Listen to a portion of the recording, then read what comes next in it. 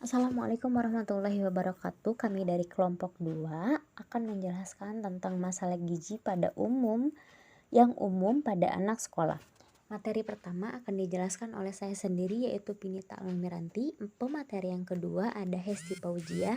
Pemateri yang ketiga ada Erni Nurholipa. Selamat menyaksikan. Assalamualaikum warahmatullahi wabarakatuh.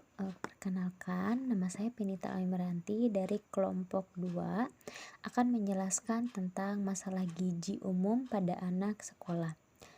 Kita menyadari bahwa usia prasekolah atau usia dini, pada usia ini masalah gizi pada anak sangat perlu diperhatikan. Seringkali kita temui tentang masalah gizi yang terjadi pada anak usia prasekolah. Biasanya anak-anak prasekolah yang mengalami ini berkisar usia 1-4 tahun. Masalah gizi pada anak sekolah yang umumnya adalah pendek, sangat kurus, obesitas atau kegemukan, dan anemia. Data Riskedas 2018 menunjukkan bahwa prevalensi pendek pada anak umur 5-12 tahun adalah 30,7%, 12,3% sangat pendek, dan 18,4% pendek.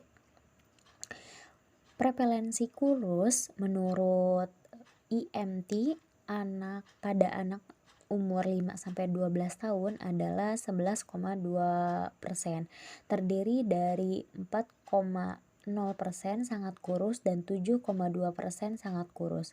Masalah gemuk pada anak umur 5-12 tahun masih sangat tinggi, yaitu 18,8%. Nah, terdiri dari gemuk 10,8% dan sangat gemuk atau obesitas 8,8%. Sedangkan prevalensi anemia untuk usia 5-4 tahun sebesar 26,4%.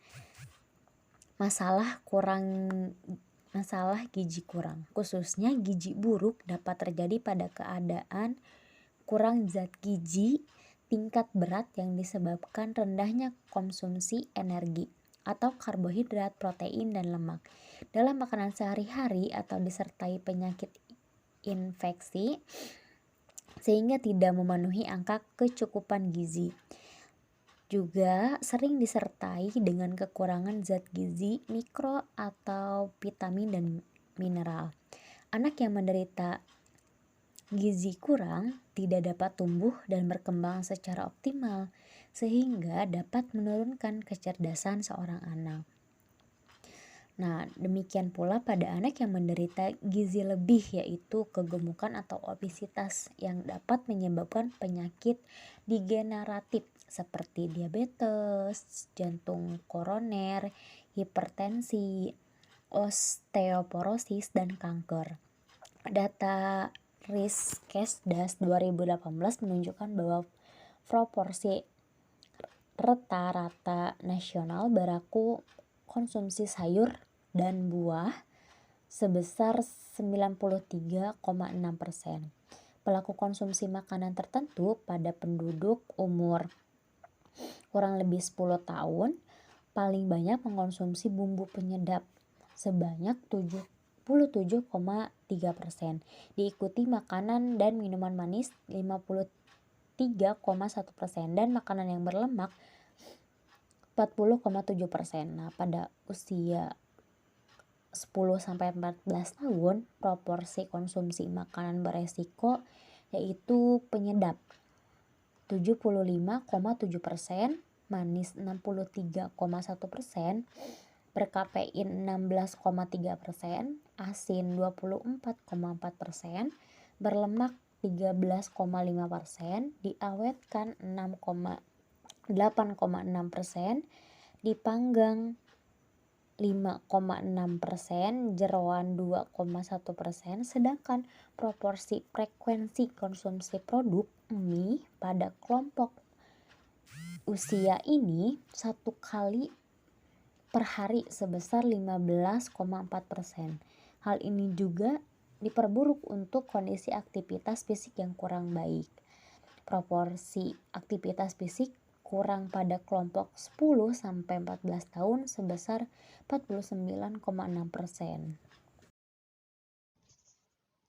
Baik, saya akan melanjutkan materi yang sebelumnya. Anak dengan disabilitas lebih berpotensi untuk mengalami masalah gizi.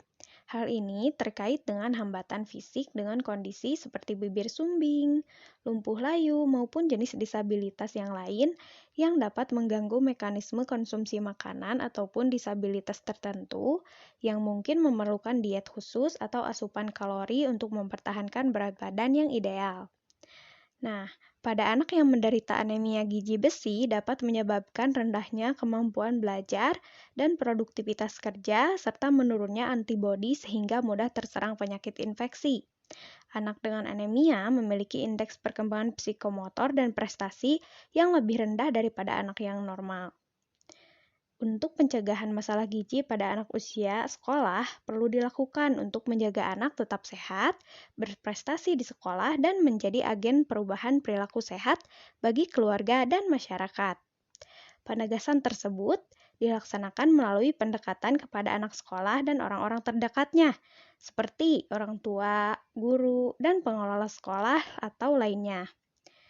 Nah, Kementerian Kesehatan melalui Permenkes nomor 41 tahun 2014 tentang pedoman gizi seimbang mengamanahkan peningkatan kualitas sumber daya manusia dengan melakukan upaya perbaikan gizi masyarakat melalui penerapan gizi seimbang. Upaya pencegahan timbulnya masalah gizi tersebut harus memperhatikan prinsip 4 pilar, yaitu konsumsi aneka ragam pangan, perilaku hidup bersih, aktivitas fisik, dan memantau berat badan secara teratur untuk mempertahankan berat badan normal. Peran tenaga kesehatan, sekolah, guru, dan orang tua sangat penting dalam menyiapkan lingkungan yang dapat menanamkan nilai-nilai, pembiasaan, dan pembudayaan serta mempengaruhi perilaku hidup gizi seimbang serta didik. Hal ini disebabkan karena kuantitas dan kualitas makanan dan minuman yang dikonsumsi akan mempengaruhi asupan gizi, sehingga akan mempengaruhi kesehatan individu dan masyarakat. Gizi yang optimal sangat penting untuk pertumbuhan normal, serta perkembangan fisik dan kecerdasan untuk anak usia sekolah dan remaja. Nah, untuk selanjutnya ada masalah yang sering terjadi pada gizi anak. Di antaranya yang pertama ada kialis gigi. Mungkin untuk yang satu ini sering kita melihat anak-anak seusia ini rawan terkena masalah dengan gigi. Hal ini disebabkan oleh kurangnya perawatan kesehatan gigi yang buruk di rumah. Jadi, sebagai orang tua, kita harus selalu memperhatikan kesehatan gigi anak. Yang kedua ada anemia kekurangan zat besi. Diagnosis anemia kekurangan zat besi didasarkan pada tes darah.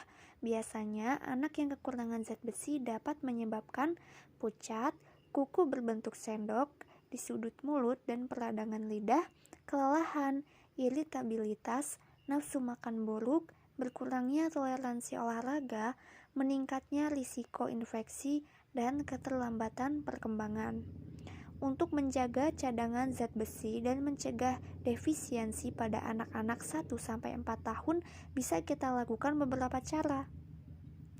Yang pertama, menasihati anak untuk tidak mengubah susu sapi sebagai minuman susu utama sebelum umur 12 bulan dan setelah itu membatasinya sampai dengan 360 ml per hari. Yang kedua, mendorong anak untuk mengkonsumsi makanan-makanan kaya zat besi, misalnya daging merah, ikan berminyak, kacang-kacangan, sayur berwarna hijau tua, dan buah yang dikeringkan. Yang ketiga, memberikan buah-buahan dan sayuran-sayuran yang kaya vitamin C seperti jeruk, kiwi, paprika, stroberi, dan kentang. Yang keempat, anak selalu kita nasihati ketika selesai makan tidak boleh mengkonsumsi teh. Untuk masalah yang ketiga itu ada obesitas. Untuk anak-anak pada usia ini sangat rentan mengalami obesitas. Para orang tua harus memperhatikan pola makan si anak dan olahraga yang cukup. Serta ketika anak telah mengalami obesitas, mulailah mengajarkan diet yang baik. Yang selanjutnya ada konstipasi. Konstipasi biasa kita kenal dengan sembelit.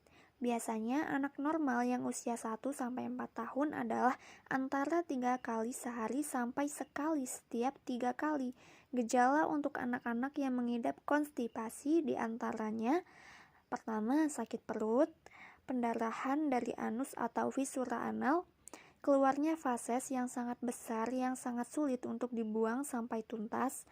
Perilaku menahan buang air besar dapat keliru diinterpretasi sebagai mengejan, buang air besar di celana. Karena diare yang hebat, anak biasanya mengakibatkan retensi fases kronis. Jadi para orang tua harus memperhatikan gizi anak agar si kecil terhindar dari penyakit-penyakit tersebut. Nah, selanjutnya bagaimana sih upaya pencegahan dari masalah gizi? Nah, upaya pencegahan timbulnya masalah gizi tersebut harus memperhatikan prinsip 4 pilar, yaitu konsumsi aneka ragam pangan, perilaku hidup bersih, aktivitas fisik, dan memantau berat badan secara teratur untuk mempertahankan berat badan normal. Peran tenaga kesehatan, sekolah, guru, dan orang tua sangat penting dalam menyiapkan lingkungan yang dapat menanamkan nilai-nilai, pembiasaan, dan pembudayaan serta mempengaruhi perilaku hidup gizi seimbang peserta didik. Hal ini disebabkan karena kuantitas dan kualitas makanan dan minuman yang dikonsumsi anak mempengaruhi asupan gizi sehingga akan mempengaruhi kesehatan individu dan masyarakat. Gizi yang optimal sangat penting untuk pertumbuhan normal serta perkembangan fisik dan kecerdasan anak usia sekolah dan remaja. Mungkin cukup sekian dari kelompok 2, kurang lebihnya mohon dimaafkan, semoga bermanfaat. Terima kasih. Wassalamualaikum warahmatullahi wabarakatuh.